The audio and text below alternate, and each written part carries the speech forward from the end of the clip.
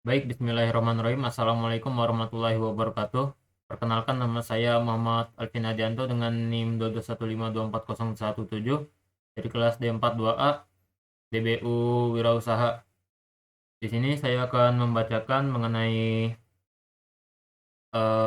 rangkuman materi pada saat Sekolah Revolusi yang pertama.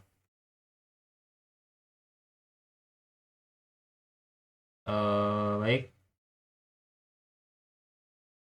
jadi organisasi adalah sekumpulan orang yang memiliki visi dan misi yang tujuannya sama, memiliki manfaat, bisa mendapatkan banyak relasi, terus melatih public speaking, problem solving, dan juga time management.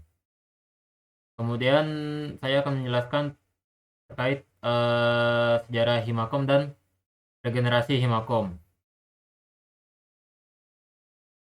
Regenerasi Himakom adalah hal yang diperlukan, apalagi tahun lalu adalah transisi dari online ke offline, dan salah satu contohnya adalah penurunan nama bagus. Penurunan nama bagus ini dibuat agar tidak ada namanya pembulian, dan nama bagus itu diambil dari teknologi-teknologi yang relevan dengan jurusan di informatika. Dengan sering berjalannya waktu, penggunaan nama bagus sendiri ini menjadi salah satu hal yang untuk mendekatkan antara adik tingkat dan kakak tingkatnya. Eh, Selanjutnya adalah organisasi dan relevansinya. Di era saat ini terkait organisasi dan relevansinya sendiri pasti akan mengikuti perkembangan zaman, apalagi transisi dari online ke offline adalah suatu hal yang beda, dan relevansinya untuk era saat ini adalah kebanyakan organisasi masih menggunakan kekerasan, dan tensi di dalamnya itu suatu hal yang sebenarnya tidak diperlukan lagi, karena hal tersebut menurunkan minat dari keorganisasian untuk orang itu. Oleh karena itu, relevansinya sekarang adalah lebih ke bagaimana cara kita berpikir kritis dan untuk kita lebih baik lagi ke depannya. Oh ya, untuk sejarah Himakom, Himakom dimulai pada tahun 1987 ketika didirikan sebagai program pendidikan komputer di ITB. Kemudian Himakom menjadi Departemen Teknik Komputer di Politeknik ITB. Saat ini Himakom fokus pada promosi non kekerasan dan senioritas. Oke, selanjutnya tentang MPA. MPA adalah suatu lembaga di Polban yang salah satunya eh, lembaga tertinggi di Himakom, yang legislatif serta yudikatif, mempresentasikan dari anggota Himakom Polban sendiri. Struktur dari MPA sendiri itu ada ketua, wakil ketua, sekretaris, PSDA, bendahara, kominfo, komisi aspirasi, komisi legislasi, dan komisi pengawasan. MPA sendiri pun memiliki 5 fungsi, yaitu fungsi aspirasi, legislasi, yudikasi, mediasi, dan pengawasan. Fungsi aspirasi tersendiri ini adalah sebagai wadah untuk kritik dan saran dari Himakom Polban agar lebih baik lagi ke depannya. Fungsi dari legislasi adalah MPA membuat produk hukum, yaitu undang-undang, agar sesuai dengan visi misi dari Himakom Polban itu sendiri. Fungsi yudikatif MPA Himakom Polban adalah sebagai pemutus sidang perkara agar hal tersebut menjadi hal yang lebih adil. Fungsi dari mediasi adalah menengahi apabila terjadi konflik antara eh, mencari solusi terkait hal-hal tersebut. Yang terakhir adalah fungsi pengawasan MPA sebagai yang mengawasi jalannya proker-proker yang dilakukan oleh eksekutif, dan harus sesuai dengan produk hukum yang telah dibuat, yaitu ADRT MPA Himakom Polban. Selanjutnya, Badan Eksekutif Himakom Polban.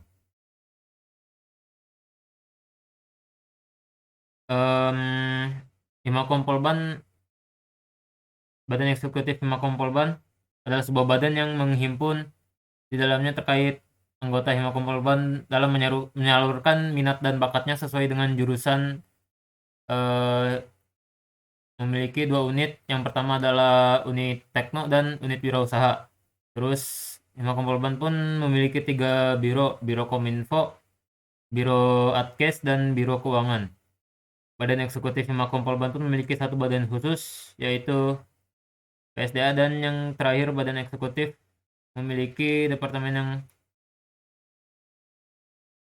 PSDA, yang kedua adalah Departemen Rohani Islam, yang ketiga adalah Departemen Himpunan, yang keempat adalah Luhim, dan yang keempat adalah Departemen Riset Dikti.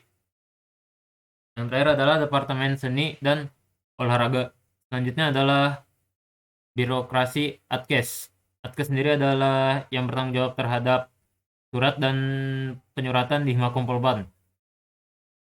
Karena dari surat ini sebagai sarana untuk komunikasi dan pemberitahuan proker-proker dan proposal jenis-jenis dari surat itu ada 2, ada surat undangan dan surat keterangan birokrasi. Adkes juga ini bertanggung jawab atas revisi proposal dan dilakukan untuk meminimalisir kesalahan saat pembuatan proposal dan kegiatan alurnya.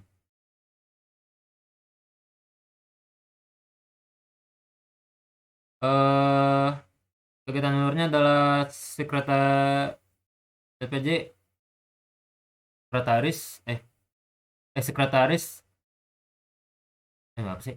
Oh, sekretaris poker, lalu biro adkes, lalu ke sekretaris umum, lalu ke kahim, dan terakhir adalah ke pembina himpunan. Lalu ada juga alur dari pengajuan proposal LPJ. Pengajuan ini pun bisa dilakukan apabila sudah bebas dari kesalahan dan formatnya telah benar, dan hal ini dimulai dari penandatanganan dari pelaksana proker, mulai dari ketua pelaksana, ketua himpunan, pembina himpunan, ketua jurusan, ketua BEM, dan apabila sudah validasi dari ketua jurusan bisa disubmit melalui form. Selanjutnya tinggal menunggu surat di disposisi yang menandakan kegiatan tersebut di proposalnya diterima atau tidak, atau perlu direvisi bahkan ditolak. Selanjutnya adalah birokrasi dari keuangan. Birokrasi keuangan sendiri pun yang bertanggung jawab terhadap eh yang tadi proker ini adalah sebagai pedoman untuk melaksanakan anggaran-anggaran proker dan proses untuk mencairkan dana. Ada 2 cara, yaitu menggunakan SPJ atau menggunakan kwitansi. Dari SPJ sendiri adalah sebagai surat pertanggungjawaban yang lebih formal. Untuk dari SPJ-nya sendiri ini perbedaannya, kwitansi adalah jikalau kwitansi adalah bentuk pertanggungjawaban terhadap manajemen atas keuangan yang ada di Polban, sedangkan SPJ-nya sendiri adalah pertanggungjawaban ke mahasiswa Polban. Alur pencairan yang pertama adalah adanya kwitansi yang pembeliannya asli dan difotokopi rangkap 1. Lalu kwitansi yang aslinya akan diserahkan ke manajemen dan Ormawa pun akan mendapatkan kwitansi yang dari Polban. Kwitansi tersebut harus dicap oleh pihak penjual, kemudian setelah dicap dan ditangani kwitansi asli, Polban serahkan kembali ke manajemen. Selanjutnya adalah penjelasan birokrasi dari sertifikat. Pada panduan alur sertifikat sendiri, yang pertama adalah pengajuan pembuatan permohonan surat sertifikat. Kalau dari BEM-nya sendiri adalah alurnya adalah tanda tangan dari ketuplak, lalu KBEM dan pembina Ormawa serta wakil direktur. Kalau dari Ormawa sendiri adalah tanda tangan dari ketuplak dahulu, lalu pembina Ormawa dan wakil direktur. Jika kegiatan jurusan tanda tangan ketuplak terlebih dahulu, lalu pembina Ormawa dan Kajur, lalu wakil direktur setelah itu dikirimkan melalui email dan menggunakan email resmi dari selanjutnya memberi format dan desain dari sertifikat tersebut menggunakan format-format yang berlaku seperti CDR. Jadi, ataupun menggunakan share link Canva. Langkah selanjutnya yaitu adalah kirim data penerima dalam bentuk Excel. Kolomnya adalah nomor sertifikat, nama lengkap, NIM atau NIK, jabatan statusnya, apakah sebagai narasumber atau peserta, panitia, dan lain-lain. Jika surat permohonan tersebut masuk dan telah mendapatkan disposisi, maka akan dikirim nomor sertifikat QR code. Dan setelah sertifikat berhasil diperbanyak, harap untuk mengirimkan sertifikat dalam format 250 KB atau file ke email kemahasiswaan@polban.ac.id. Diusahakan juga untuk tanda tangan pun menggunakan tinta berwarna biru, kemudian menggunakan watermark motifnya bebas dan sopan, dan logo yang sudah benar, yang dimana sebagai kedudukan instansi tertinggi-tingginya. Kemudian disusun dari kiri ke kanan. Baik, sekian dari rangkuman Sekolah Revolusi 1. Maaf jika ada kesalahan. Wassalamualaikum warahmatullahi wabarakatuh.